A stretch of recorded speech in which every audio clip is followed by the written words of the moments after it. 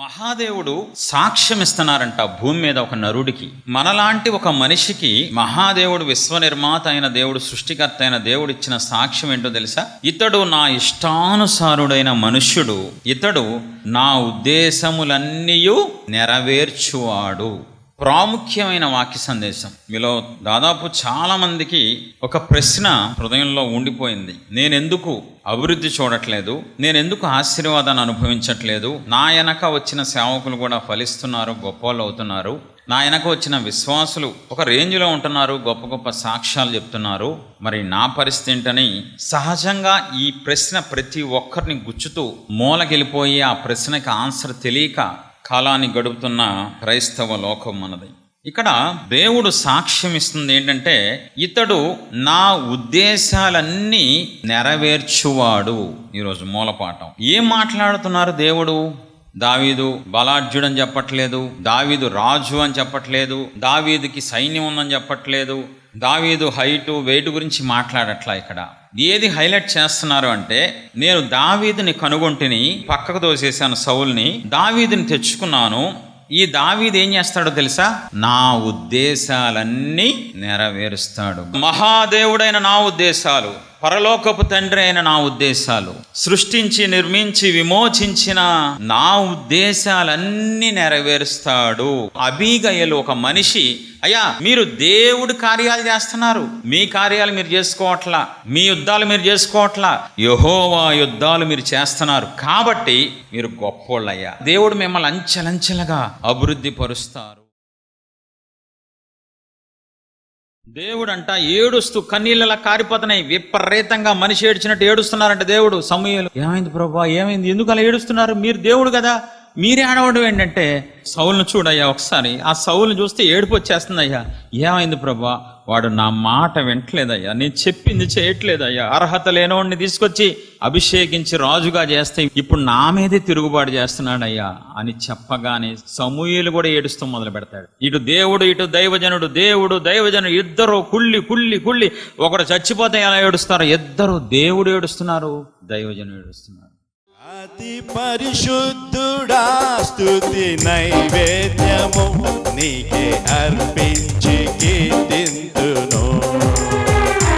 అతి పరిశుద్ధుడా, స్తుతి నైవేద్యము నీకే అర్పించి కీర్తింతును. జీవంగల దేవుని నమ్ముకున్నావు, కానీ విశ్వాసము లేని దుష్ట హృదయం నీలో ఉందేమో చెక్ చేసుకో. ఈరోజు ఏం చెక్ చేసుకోవాలి? ఈ వర్తమానం ద్వారా జీవంగల దేవుని నమ్ముకున్నావు, దేవునికి స్తోత్రం, కానీ విశ్వాసము లేని దుష్ట హృదయమో నీ ఎందుందేమో, నీ పక్కనలో ఎందుందేమో నువ్వు హెచ్చరించుకో. వాళ్ళకు కూడా హెచ్చరిక చెయ్యి, ప్రేమతోనే హెచ్చరించు, తిట్టమల్లా. నేను శక్తి కలిగినది యేసయ్య నామం, మనసుకు నెమ్మదినిచ్చే శక్తి కలిగినది యేసయ్య నామం, రోగికి స్వస్థతనిచ్చే శక్తి కలిగినది యేసయ్య నామం, మనసుకు నెమ్మదినిచ్చే శక్తి కలిగినది యేసయ్య నామం. శాలరీ వచ్చింది ₹1,00,000 సార్. ₹1,00,000 ఎవరికి కావాలి? ఎవరికి కావాలరా నీ బోడి? 1,00,000 చెడిపోయినాడు. అరే ఏంట్రా నువ్వు చేసే ఉద్యోగం? ఇంజనీరింగ్. ఎన్ని కళ్ళ కన్నా తెలుసారా?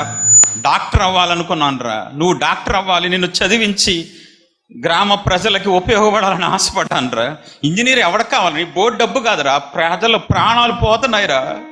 చిన్నప్పటి నుంచి నా చిన్న కొడుకుని డాక్టర్ చదివిస్తానని చెప్పాను రా. ఊర్లో వాళ్ళందరూ అడుగుతున్నారు, నీ కొడుకు ఏమయ్యాడంటే, డాక్టర్ అవ్వలేదా అంటే నన్ను ఎగతాళి చేస్తున్నారు రా. చచ్చిపోవాలనిపిస్తుందిరా.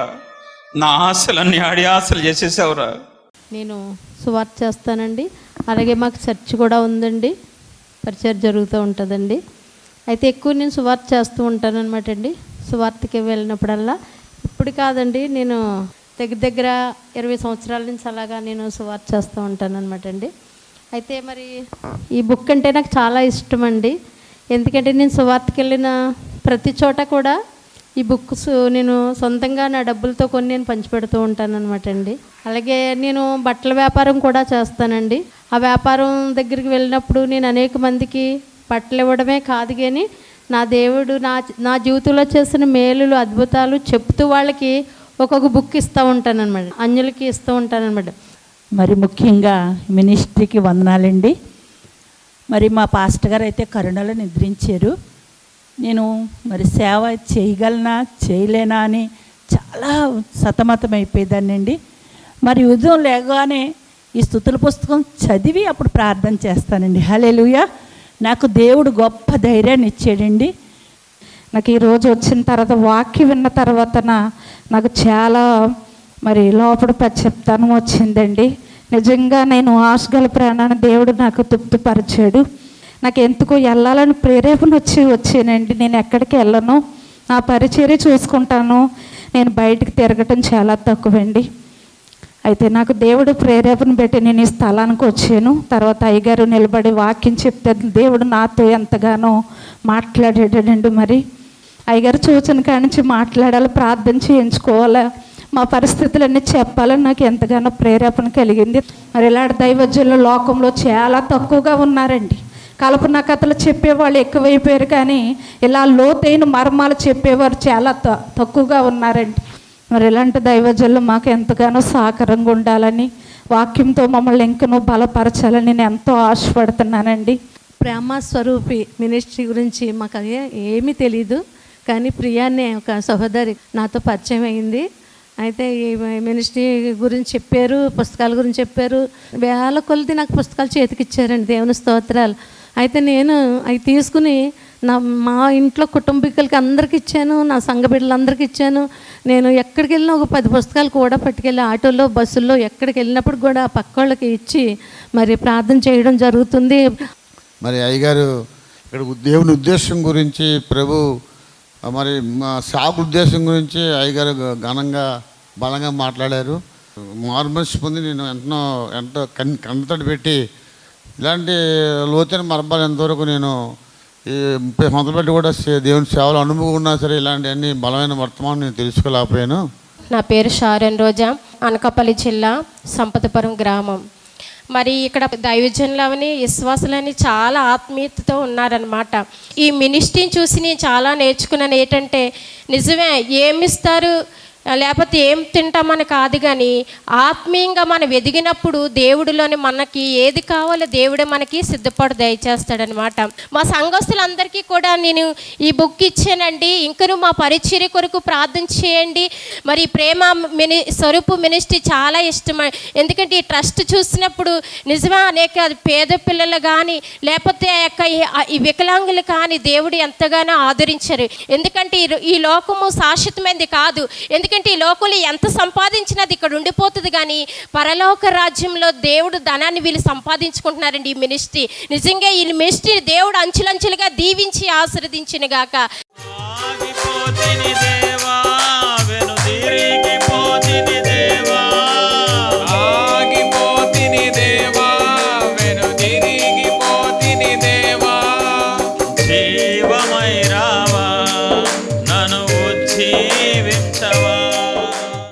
మన బాబు 1000 సూత్రాలు చదువుతూ మొదలెట్ట 1000 అయితే చదివాడు కాదండి, 100 అయితే సింపుల్గా ఉందని చదివాడండి.